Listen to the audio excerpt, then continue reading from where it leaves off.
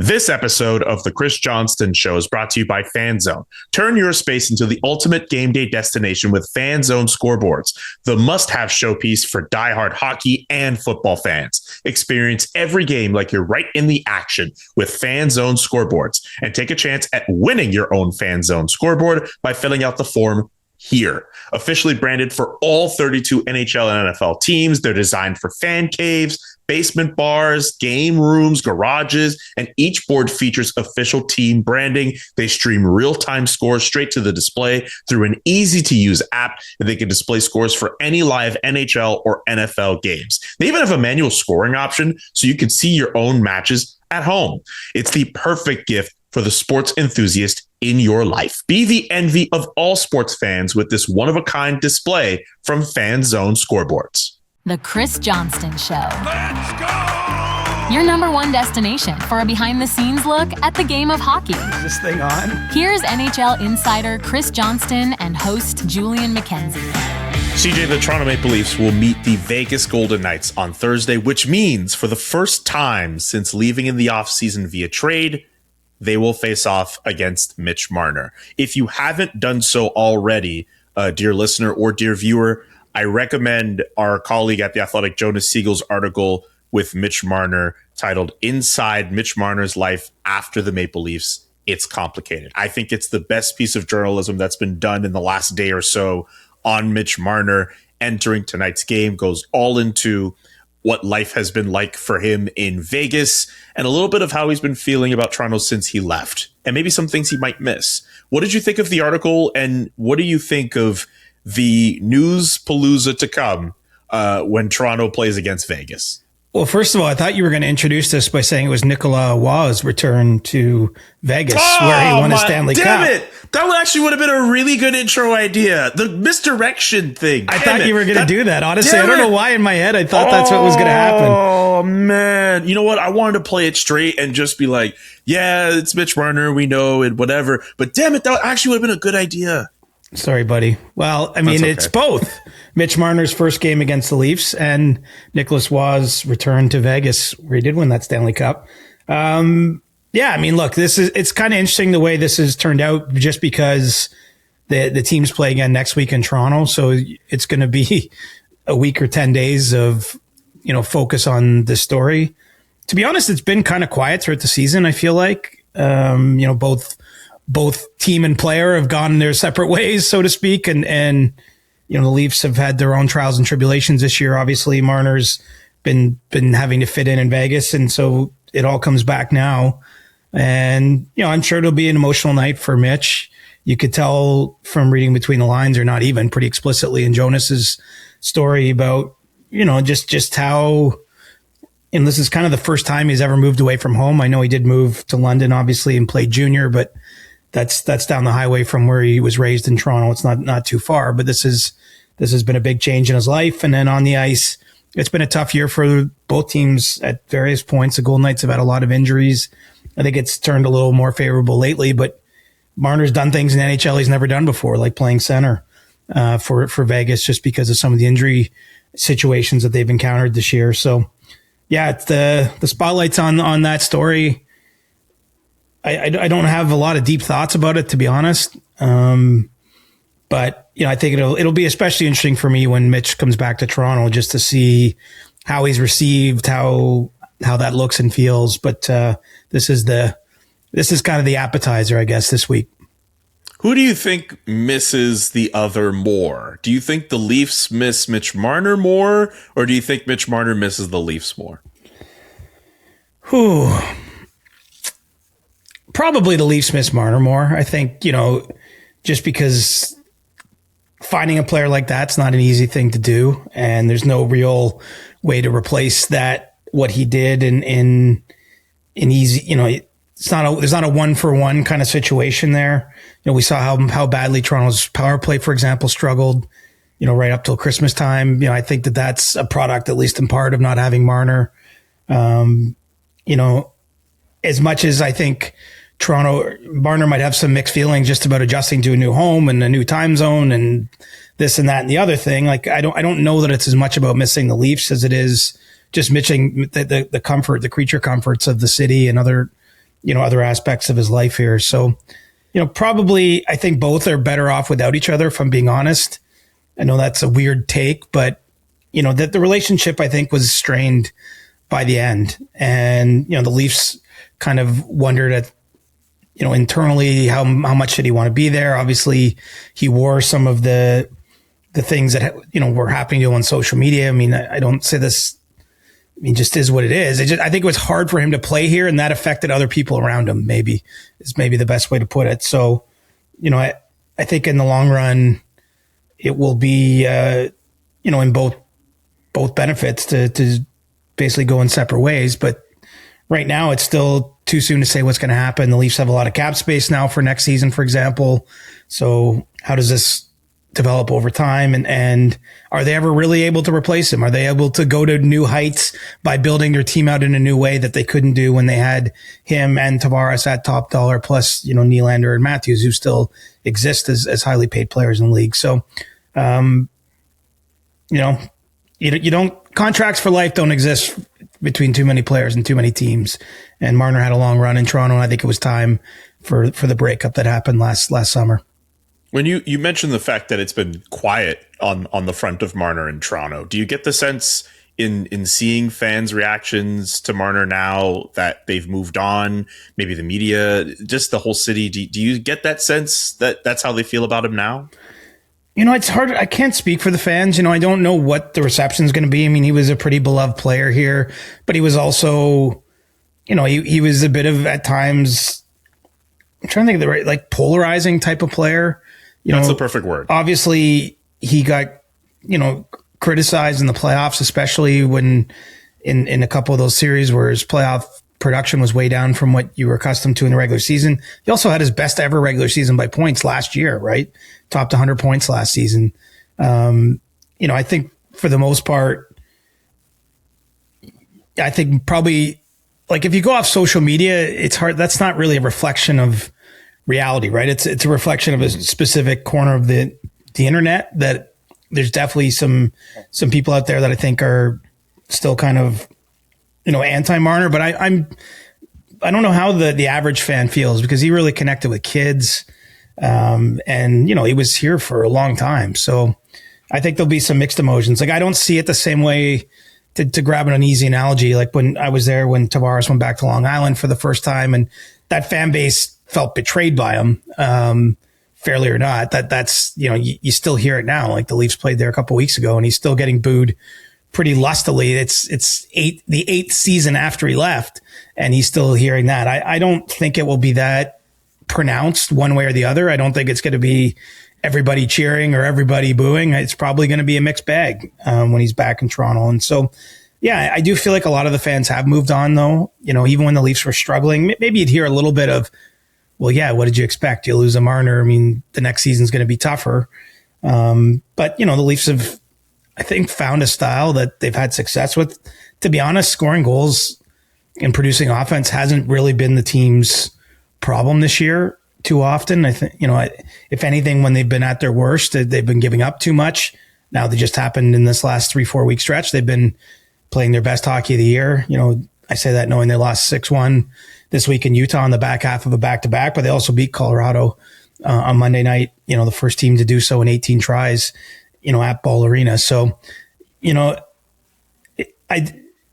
don't want to say the Leafs don't miss Marner. I really want to be careful there, but they have played pretty well at times without him too. And the same way, it means you could look at Marner's production as being down a little bit. Like, he doesn't get the same type of full usage he did in Toronto. He's not a primary penalty killer.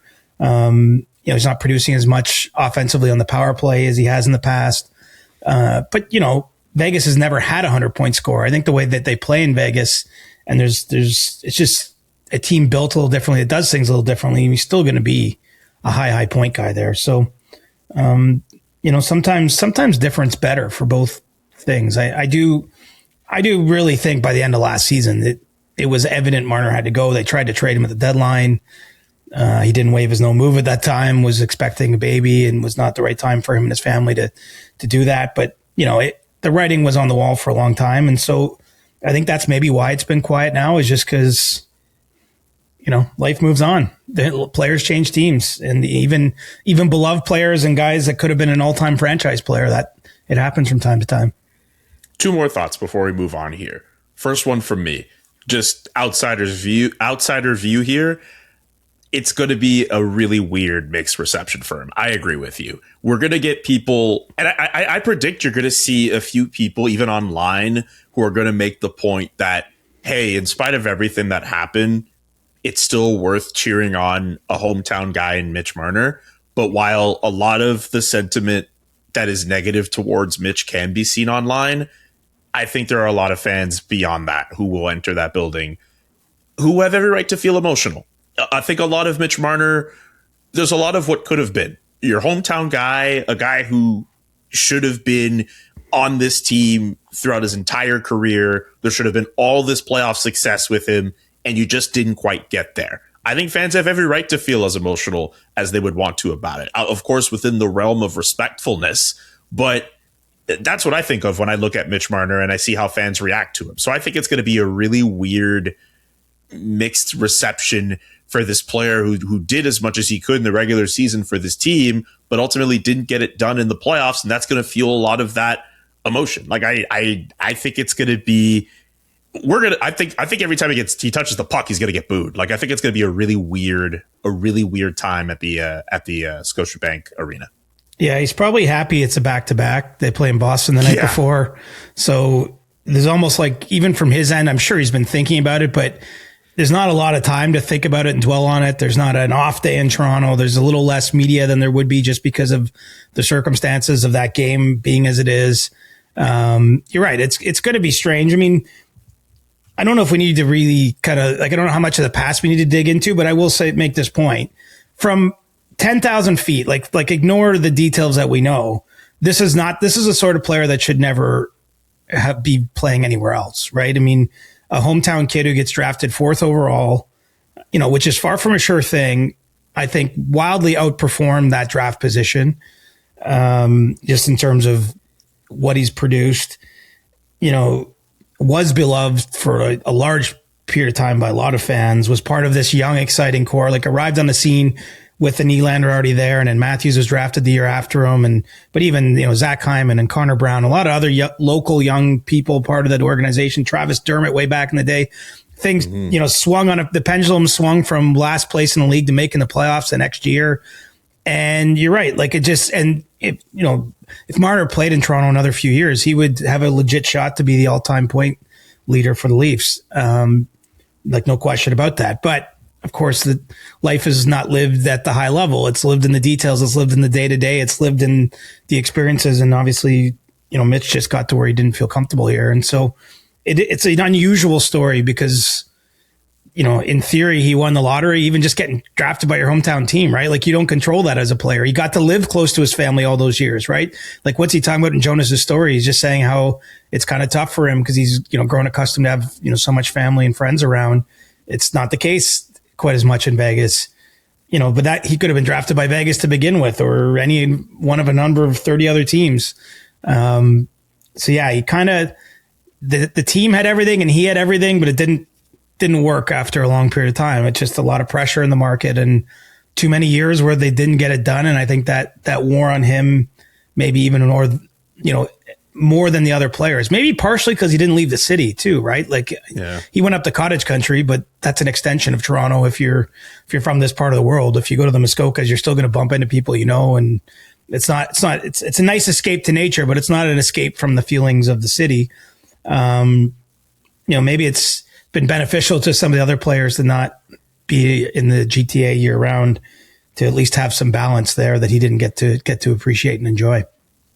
Last thing before we move on here, is there anything about Marner throughout this entire experience, throughout his last year in Toronto to him being in Vegas, that you wish you'd known about, or you'd love to hear him talk about more if you get that opportunity to talk to him after the game next week, that isn't already out there, that you don't already know? It's a bit of a weird question because you're an insider, because you know everything, but because of how interesting this story is, I still think it's worth carving into, because we're definitely going to talk about this more again next week. Yeah, I think the conversation that I'd most like to have is going to take 15 years or something. It's going to take some real hindsight from someone like him. But I'd love to know more why it didn't work, like more specifically. And you can't, I know there was a tweet here or there or a thread, and I'm really not downplaying those things, but I think that there's more to it than that. But it's a big decision, and it's certainly his decision. He'd earned the right to become a free agent. He'd earned the no move clause in his contract that kept him from being traded last year. But I'd love to know, with the benefit of hindsight and time, like why it all went down as it did. It did, but I don't think anyone could get that answer from him exactly today, that at least from a media standpoint. And I'm sure there's close friends and family that might have a better sense of that. But, because of what I said, because everything was lined up that it should never got to the point it did. And I don't think it's any one person's fault or anything like that. I think it's just a whole collision of things that went on. And frankly, if the team just had more playoff success, the atmosphere would have been different for everybody, right? But it snowballed, and management and upper management, Brendan Shanahan dug in on not changing that core. And then the core every year, like the same things kept happening. And like, it just became like this, both sides were ingrained. And frankly, it's led to almost a bit of apathy in these parts. I think that the current team is starting to win some fans over because they're playing in a different way. And there's some, new faces, new sort of unsung heroes. I'm thinking of like the Troy Stechers and even of late, you've seen Bobby McMahon play well. Like now it's kind of capturing people's attention again. But, the danger of not changing a team that isn't getting over the hump is not just that they might never learn to win, but it's also just like, okay, well, we don't believe in this anymore. And I think a lot of people lost belief in what the Leafs plan was before management did. And so it got to the point where someone like Marner was willing to leave basically on his own for nothing. I know the Leafs end up getting Wah in that trade, but clearly if they dealt him when he still had more time left on his contract, they could have got someone like Mikko Rantanen. Yeah. We're definitely going to talk more about Mitch Marner when the Vegas Golden Knights return to Toronto next week. But you're right. This kind of serves as like an appetizer to that matchup. So this conversation essentially serves as that. Also, another small side note that is completely unrelated to Marner. I love the fact that Troy Stecher has turned into a folk hero of sorts with the Toronto Maple Leafs, a waiver wire pickup who has seemingly found his place on that blue line. I kind of like him as a guy, even though he's super small. He just finds a way to work hard into other teams' lineups. I watched him a little bit in Calgary. He did pretty well in the limited amount of games he got to play with the Flames the year he was there, and I got to cover him. I've just wanted to mention and give him a shout out to Troy from Richmond, as Vancouver Canucks fans used to refer to him. I'm very interested in that story. Curious what you think of him. He's been legitimately good. I mean, there's you don't actually have to hang any qualifiers on it. Like things changed in a meaningful way for the Leafs when he arrived. He arrived under serious duress for the organization. The Leafs have had a lot of injuries this year, but he arrived at a point where they had a number of injuries on the blue line. He stepped in and has done a job and has been a big part of a penalty kill that's been excellent. And it's just given them lots of minutes. I mean, more ideally, I guess, than you're thinking you'd want to play something like that. But I mean, credit to him. He's done the job. And I like the way he's talked about it. Like he's a little edgy, but I mean this in a good way. Like yes, he's very edgy, but he's very direct, right? About what he wants and about what the stakes are. And like from the minute he arrived in Toronto, he's like, I realize this could be the end of the road for me. Like you get the feeling like he is not leaving or taking any day to chance, not taking anything for granted. And I do think he's been part of a bit of an emotional turnaround in that dressing room, along with Scott Laughton, who was injured in the early parts of the year. And, he's really found a place that, Easton Cowan seems to be fitting in with some of these guys. Like the Leafs are developing a different kind of personality because of some of these players. And Stecher has been getting it done on and off the ice for Toronto. And I don't know how long it's going to last. I don't know what it leads to. He's a pending UFA. The reality is he's on his seventh team. Like a lot of teams have looked at him, and he's obviously had good stretches of play, especially in Vancouver early on, but then they've ultimately moved on from him. I don't have, I think he's just got to stay in the moment and keep doing it. And we're at the stage right now, if the Leafs were fully healthy, I'm still not sure he comes out of the lineup. And that alone is a bit of a surprise because they did start the year with 7 or 8 D. that were reasonably well established, and he's displaced a few of those players with his play. All right. That's going to do it for Leafs Corner for this week. We'll definitely have more Leafs topics next week. I want to move on to Vancouver and New Jersey. Which NHL executive in the last day or so intrigued you the most with things they had to say? Was it Tom Fitzgerald, who took ownership of the flailing situation with the New Jersey Devils? "This is on me," one of the many quotes from his meeting with the media on Wednesday. Or was it Jim Rutherford, the president of hockey operations in Vancouver, who had a conversation with Patrick Johnston of the Vancouver province? No relation. The big headline: "We're open to conversations on all players." And it might mean more than Kiefer Sherwood or some of the other players on this team. It's very interesting what's going on in Vancouver. Never a dull moment there, CJ. Which situation intrigues you more? Probably New Jersey, just because, there's been so much pressure building in that market, and a lot of pressure specifically from the local reporters trying to get Tom Fitzgerald to talk to them, to comment, to discuss what's been happening. And, that team had lost 6 of 7. They did win in Minnesota earlier in the week. But, the fact that they kind of eventually got, when you're in Tom Fitzgerald's shoes, like I don't know if you saw the entire conversation, but he got asked about his own job security. He got asked about Sheldon Keefe's job security. I know Sheldon's been previously asked about that. I mean, when people are asking about your job, it is, I know that obviously the GM can't control that, or the coach can't control what the questions are, but it's a reflection of how the feeling is around the team, that the fans, I think, are, reasonably up in arms with the Devils, and, they wanted someone to speak to it. So I think I'm kind of more, he might not have had as much of a money quote. There's not like one quote we'd put on a board right now and say, this is what he said, but just that he had to speak and do it the way they did with, kind of 10 or 15 reporters, whatever it was, in a room, and, have a really long session that included a lot of different topics. I think it's a reflection of where the Devils are. And the interesting part for me is Fitzgerald made it clear.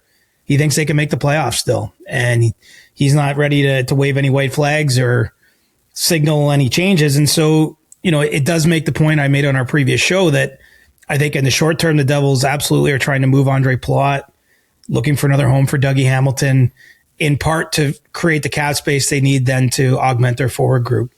So, that's a fair amount of work to get done. I think they're in a tough spot to move those players, but they also, they have to create cap room somehow. And so I think he's under more pressure than Jim Rutherford is. I do think the Canucks being open for business, they have to be smart about what they do, obviously, but they have, you or I could trade Kiefer Sherwood. Like, I can assure you. I'm just saying he's a huge commodity in the league for an in-season trade, given his performance, given his cap hit, given, this got a great reputation. Just everything about him is, there's lots of teams out there that want him. It's a matter of obviously trying to handle the market the right way and get the best return if you're the Canucks. And they have other players similar that are probably easier to trade, whereas the Devils are a little bit up against it between the various no movement clauses and no trade clauses they're navigating, their cap situation. Some of the guys that they're looking to move are just not performing anywhere near their contract values, and they're trying to get better at the same time because they're still trying to get into the playoffs. So I think it's a tougher lift in the short term for Fitzgerald, because he's trying to build a winner, whereas the Canucks are, they didn't call it this, but I'll use my words. Like they're rolling out the tank commanders, right? Like they're about stripping down, and the stripping down part usually is the easy part of a rebuild. It's the building back up that gets challenging. But trading good players away for futures is the name of the game this time of year. So I think Vancouver is going to get active and soon. Just based on those comments. I'll reiterate a point I did make on the previous show as well. For those that didn't hear. I think we're going to see some action here before we get to February 5th when the Olympic trade freeze kicks in. It really feels like that the amount of talk around the league has picked up. I think there's a little more urgency in some situations. And so I think we're going to get at least the small amount of moves, but in the next, call it 3 weeks. And then obviously a pause for the Olympics. And then it's a 2-week sprint to the trade deadline. So, this is a pretty fascinating time, and Vancouver is a place I'd look to for those moves to start. New Jersey would like to get in on the action, but it doesn't sound like Tom Fitzgerald has a whole lot on the go right now in terms of, active wires where, he's close to making a deal. The one player in Vancouver I'm really intrigued about, I've asked about him before and I want to bring him up again, but Elias Pettersson, second year of an 8-year deal with an $11.6 million cap hit. In theory, yeah, I can understand why you'd want to move on from this player. The question is, who's going to take on this contract at where it's at right now? I'm very intrigued at teams who might be interested in that player. When he's at his game, one of the best players in the league, but he hasn't looked like that right now. He hasn't, but the one thing the Canucks are mindful of is that he's the kind of guy that leaves, gets a new start, and has takes off, and then everyone's like, why would you just give him away? So you're right. For all the reasons that are right in front of us, that's a tough guy to move.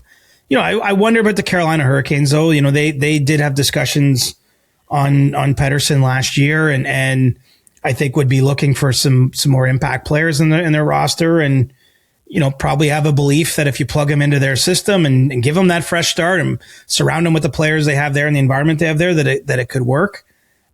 So that's just to name one team. There are other teams out there. The LA Kings are losing Anze Kopitar at the end of the year. You wonder about a fit there. I could see the Detroit Red Wings having interest in someone like Pettersson. I just don't know that the Canucks are going to be able to garner from any of those teams the kind of return that makes it make sense. And, they're not at a stage where they feel they have to move this guy, but they're listening on everyone. I mean, that's what comes through in Rutherford's comments to Patrick Johnston, is that, they are, there's no conversation they're not open to having. It doesn't mean they're going to take action on everything, but I think that they have to consider all potential avenues as they look to basically get a high draft pick this year and rebuild for the years down the road. So, it's too bad how things have gone for Pettersson, because I think his value is already diminished from where it was a year ago when these this contract was first kind of being dangled out there, and yeah, he's not the asset he once was. But come on, look at his history. I mean, it's hard not to wonder that doesn't usually just disappear. But I don't know. I don't think anyone has an easy answer also of what, why things have turned out as they have for him. So, he'll be reflected pretty well on the next trade board when it comes out, because it is a big name, but it's a massive contract, and I think there's risk involved for anyone who looks at seriously bringing him in. 3 years ago, Elias Pettersson was a 100-point player. 2 years ago, he was in the 30-goal plateau. In fact, he had 3 consecutive seasons where he was able to do that. If there's a player who, if you're a GM, you're hoping he finds a way to get back. Like, I get why you would look at Elias Pettersson and hope that he gets back if you get him. It's just good luck to moving on from that contract. Well, and remember, it's hard to get impact centers in trades. Like, usually you have to be trading for somewhat diminished assets to do it. Like Pierre-Luc Dubois, when he got traded from LA to Washington, his stock wasn't particularly high. He'd signed in LA after the trade there, didn't go well in that season.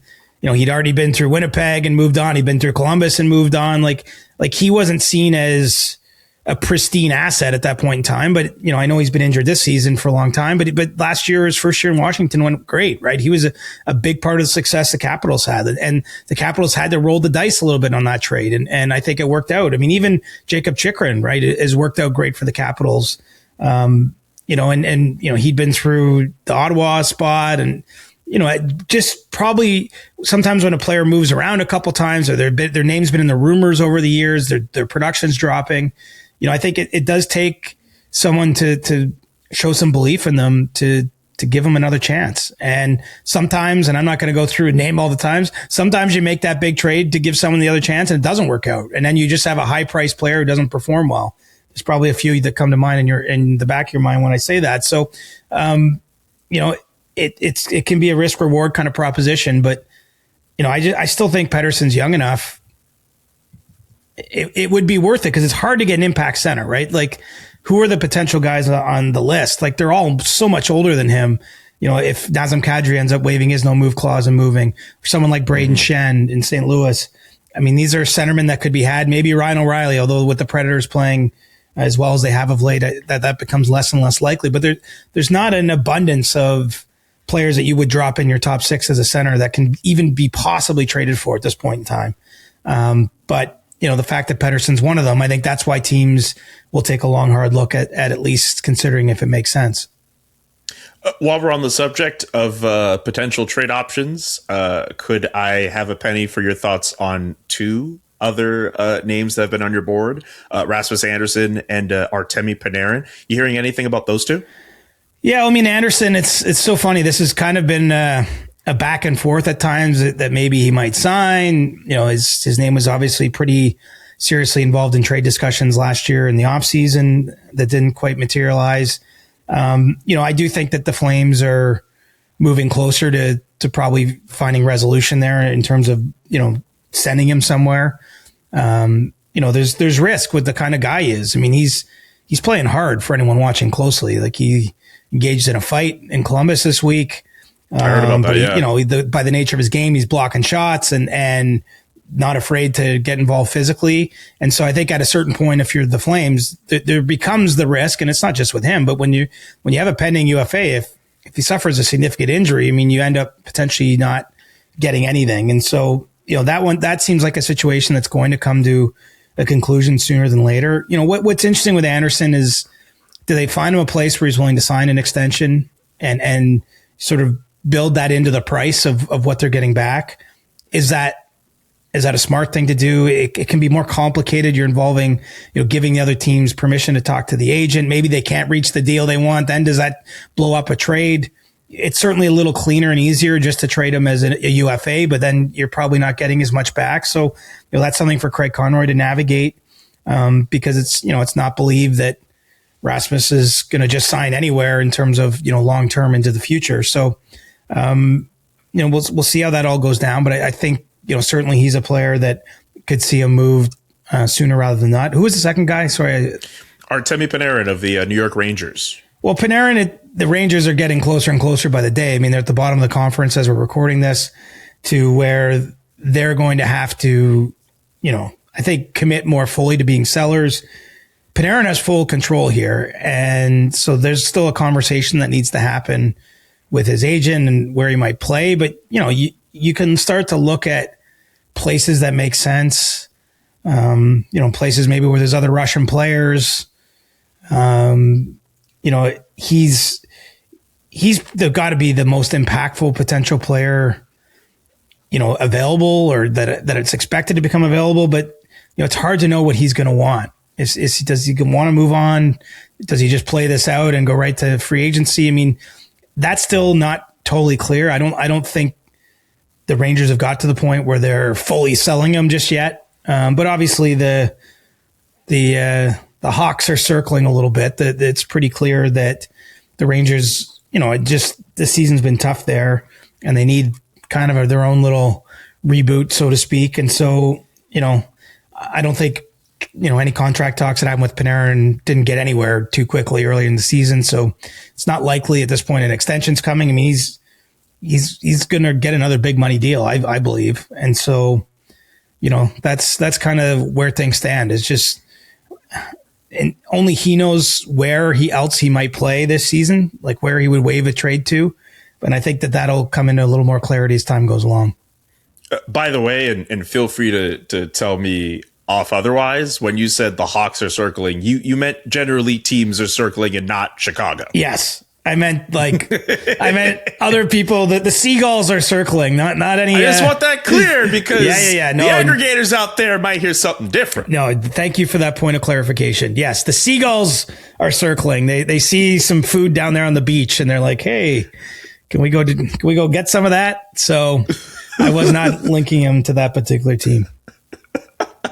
They're just yelling, mine. Anyway, that'd be interesting though if he went back to where it all started. Right? There's the history. Fun. Yeah, that would be a fun option. But to be clear, he wasn't necessarily pointing that. Hey, if it ends up happening for whatever reason, you could always be like, "See, I told you." You could always feign ignorance and be like, "Yeah, I was actually telling you." But it's the Seagulls, not the Hawks. The Seagulls. Is there anything else you'd like to mention about a player who was on your last trade board, who I didn't ask about before I move on to Brayden Point? Let's move on to Brayden. Brayden Point got injured earlier this week against the Philadelphia Flyers. Cam York, unfortunately, falling on his right knee, didn't put any weight on it as he was being helped off the ice. It did not look good. Was catching up on your report on Brayden Point earlier this week.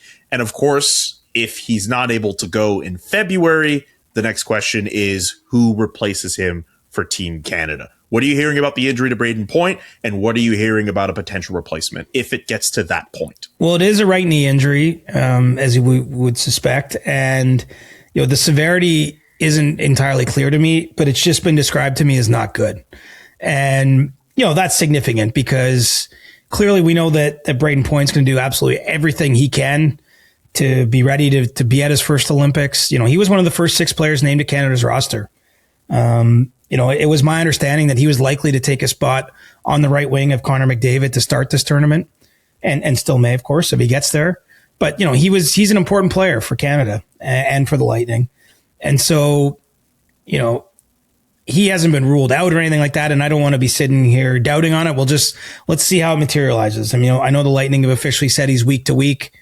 That's fair, but it's hard to know what that terminology means. I know it's very common around the NHL now.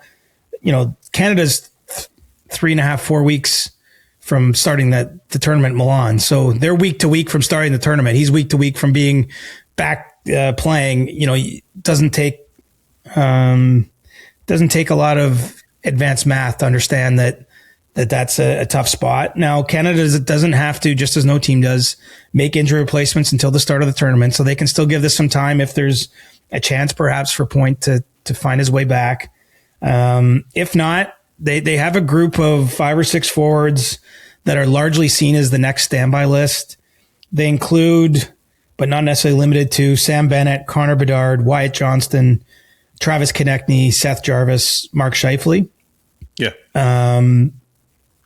A few others, like I think Morgan Geeky's still in the protocol, but maybe not seen in that next group. I mean, look, it's hard to know what they would do, and I don't think they yet know what they would do.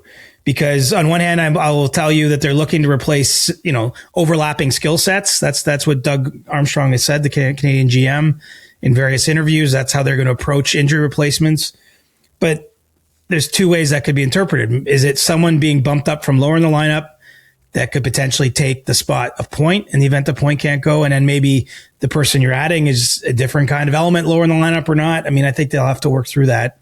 But there'll certainly be people banging the drum for Bedard. Or Wyatt Johnston.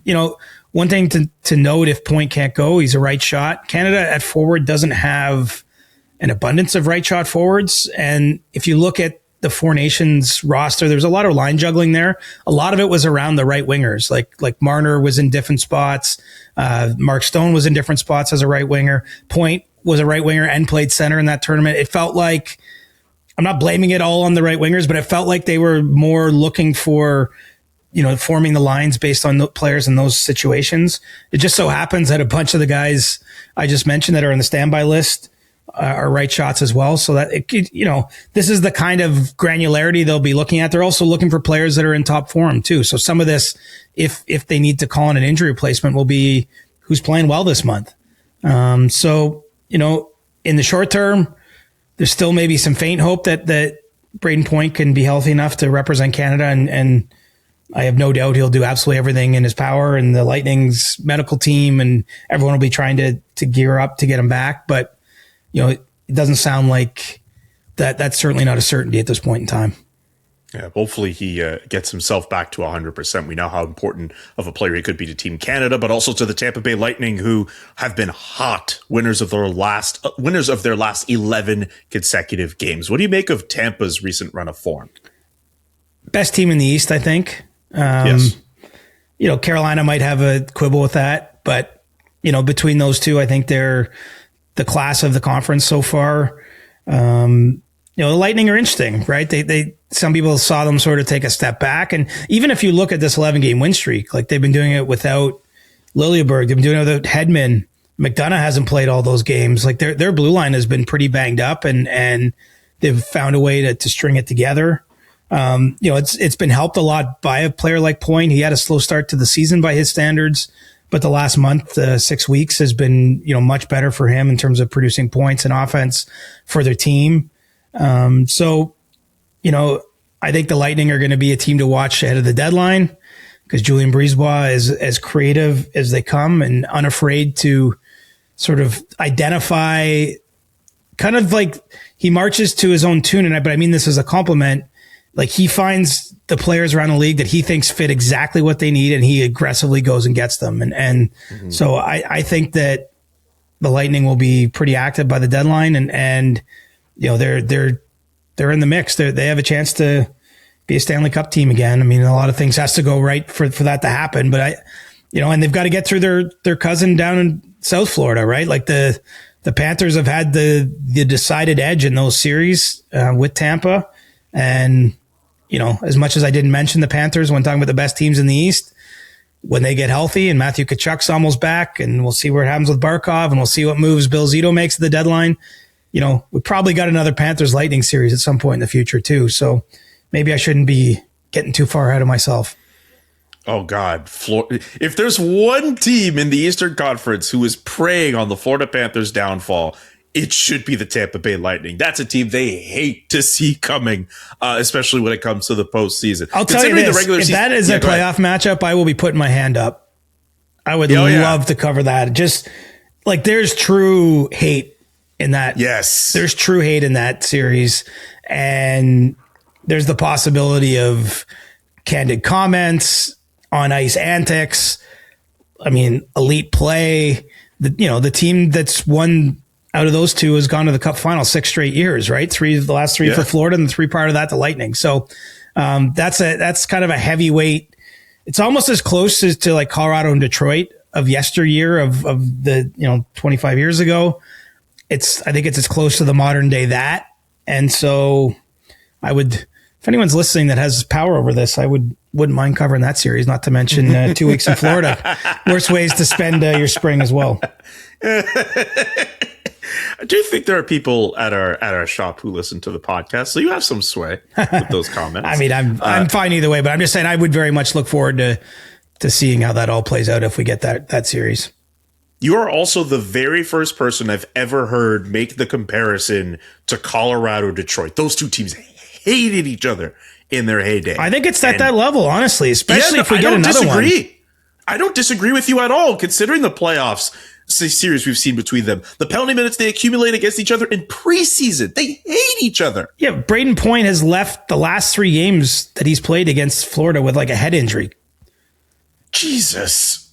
Like it's... Oh, yeah. I mean, I don't want to overdo it and glamorize some of the darker aspects of the game, but like physicality and intimidation is part of the way those teams want to play against each other. Certainly a big part of the MO of the Panthers, and they go toe to toe and they really don't like each other. And Tampa's got guys like Scott Sabourin in the minors, and like they've got other guys they seem to call up whenever they have to play a certain team. So it would be old school playoff hockey is all I'm predicting. And I don't mind my comparison to the Red Wings Avalanche.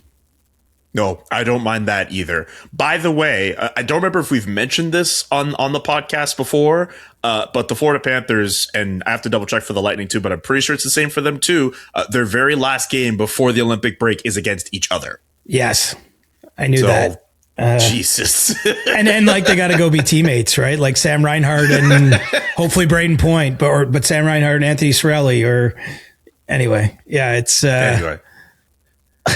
be an interesting flight up after that game. Absolutely. Before we get to stick taps, just one quick thing back to Ottawa. Linus Ullmark, a couple times this week, he's been spotted at the CTC. Travis Green said this week that he has been skating. It looks like he might be at least close enough to returning with this group. We know he's been on personal leave the last little while. Are you hearing similarly? I'm hearing it could be soonish. What insights do you have on that? Yeah, it does seem like it's going to be soon, and that's good news. I mean, look, each of these situations obviously is its own snowflake, but we've seen a few other players leave their teams for personal reasons, and it's been a much longer absence than what this has been for Ullmark. So, don't want to assume too much, but that seems encouraging, and obviously it's all hands on deck right now for the Senators. Got the win over Vancouver this week, but they can see the standings as we can. They've got to string together some win streaks, not necessarily right in the second, but in the near future to get themselves a little bit more squarely in the playoff race. And even though Ullmark has struggled at times this year, it's hard to argue that having him back shouldn't be a positive. And so, we'll have to see. I mean, this guy's fought through a lot in his career. I wouldn't bet against him big picture. I just don't know small term, how it's going to be for him to get back up to game speed and get back in the lineup. But I'm sure the Sens will have to be happy to have him back whenever that moment comes. I think so to a certain point too. I do think that there's going to be a lot of pressure on him to get back. I do think that, the statistics are what they are with him. He needs to be better. And I'm sure he's the first person who's going to say that. But I think just amidst everything going on and the stability needed at that goaltending position, I can understand Ottawa would really benefit of having someone of his caliber back between the pipes. Do you remember like the first practice at training camp or first game? And he was like, I sucked, or I don't know what he said exactly. So I think it was the second day of training camp. He said he had a terrible showing during practice. And then after, I believe, his first showing of training camp, he said he was in an exhibition game, I should say, he said he was not at his standard. Yeah. So, it's just interesting. We're here mid-January now, and it really hasn't been to his standard since after all that. And I just wonder, could this be a fresh start that time away? Like, can there be a reset for him? Because as I say, I mean, he's been too good in this league too often to think that he won't get back there again at some point, but it just hasn't seemed to be right for him all season long, for any prolonged stretch of time. You're right. And we'll see how that plays out when he eventually returns. And with that, we should get to stick taps. Do you have a stick tap to wrap up this week, CJ? I do. I'm going to give my stick tap to Patrick Kane. A little late, but he did score his 500th goal. I believe it was late last week when I was in Milan, maybe when that goal came. I don't know if you saw some pretty cute interviews with him and his son. His son's urging him to get to 600 goals now. But he's also, a couple points away from becoming the top U.S. born skater of all time in terms of points, and certainly a huge, source of inspiration, I think, for the generation that came behind him in the league, and cool to see him out there still doing his thing. And obviously it's been, a great season, or maybe not great, really good season for the Detroit Red Wings, because they're a team like the Sabres that have ridden a long playoff drought here, but are in playoff position right now. And so it's all going pretty well for Patrick Kane. So I tip the hat to him as he, he's just sort of like changing like what's written on his Hall of Fame plaque at this point, right? Like he's just adding a few more nice little baubles there at the end of what's been a pretty spectacular career. Feels like the Detroit Red Wings are getting a lot of praise for stick taps, because mine was going to Sergei Fedorov, the legendary Detroit Red Wing, getting his number 91 retired this week, more than a decade after he was inducted into the Hockey Hall of Fame. I'm pretty sure I saw online somewhere some old photos of Patrick Kane as a kid in Detroit Red Wings gear holding the cup. Like some of that was kind of circulating in light of the celebrations for Sergei Fedorov. One of the biggest things from that ceremony is him acknowledging that leaving Detroit was a huge mistake. He said, "That is on me." A lot of accountability on this podcast today. But Sergei Fedorov, one of the coolest, one of the most electric players this league has ever seen. And it is super cool to see Detroit raise his number 91 to the rafters. Stick taps aplenty for the dynamic talent that is Sergei Fedorov. Also, shout out to the Red Wings for wearing the replica of those cool white Nike skates that he wore back in the day during their pregame warmup. Beautiful. Absolutely beautiful touch.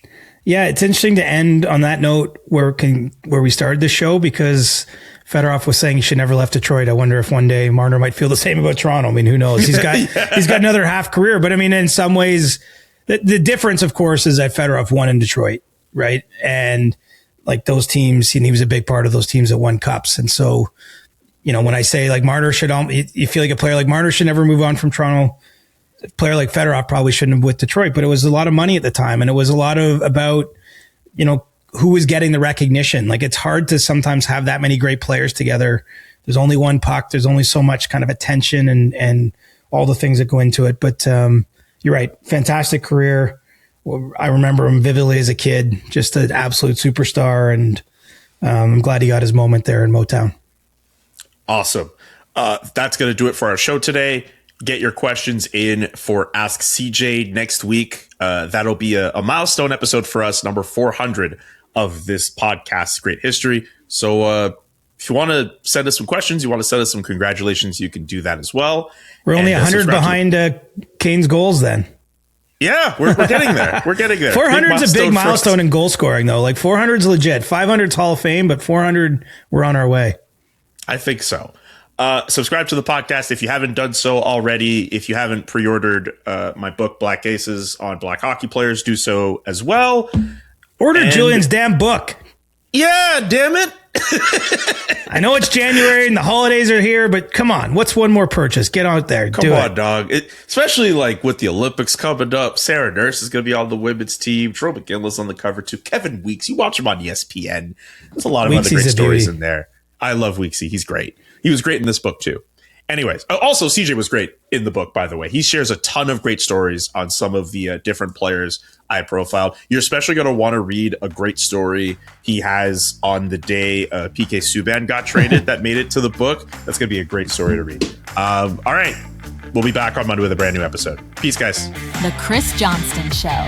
Follow Chris on Twitter @ReporterChris and follow Julian @JKA McKenzie. The Chris Johnston Show.